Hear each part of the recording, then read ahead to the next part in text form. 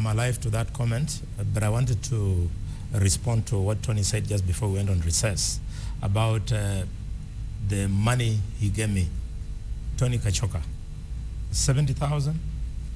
Thank you very much. Yes. He did. But he was not alone.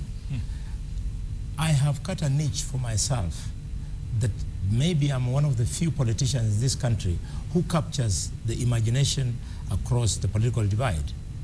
I remember the wife of the late Dr. Kikonyo Kiano not only sent me 50,000 shillings at that by-election, but she told me that I reminded her of her husband because at the independence, their husbands came to give Kenyans a country called Kenya. And she told me that I'm one of the few who are remaining who are fighting for Kenya. Others are fighting for their tribes. She sent me 50,000 shillings. I remember the wife of the late J.M. Kariuki came all the way to the National Assembly and asked Speaker Marende that where can I get Boni? I want to tell him he reminds me of my husband J.M. I not only got that from your side of the divide, but I also got support from the ODM side because I pursue issues. Having said that, you have spoken about 2 million shillings from President Uhuru. Maybe it was 2 million, maybe it was more. I never made any contact with President Uhuru during my by-election. Uhuru was interacting with Soita Shtanda and Eugene Wamalwa.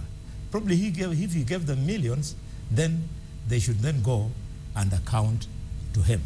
Having said that, let's now respond to the issues raised by the tweet. The tweet is, Khalwale should explain, not all the officers of Karangi are corrupt. Of course that is true. That is true. I am saying most of the officers in Kismayo are no longer dealing with matters of national security. They are doing their own business. And you know, I don't want to go too far. I have been chairman of public accounts in the National Assembly, longest serving in the history of this country. I'm still the chairman of the same committee in the Senate.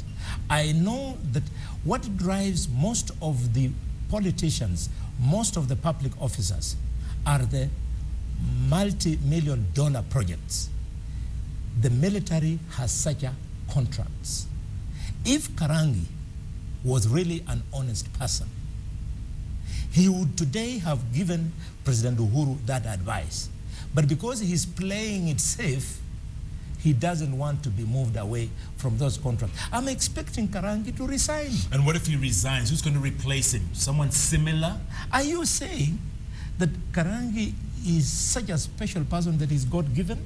We have a lot of Kenyans, Tony included. But Tony will not serve in a military position. But those Kenyans can serve.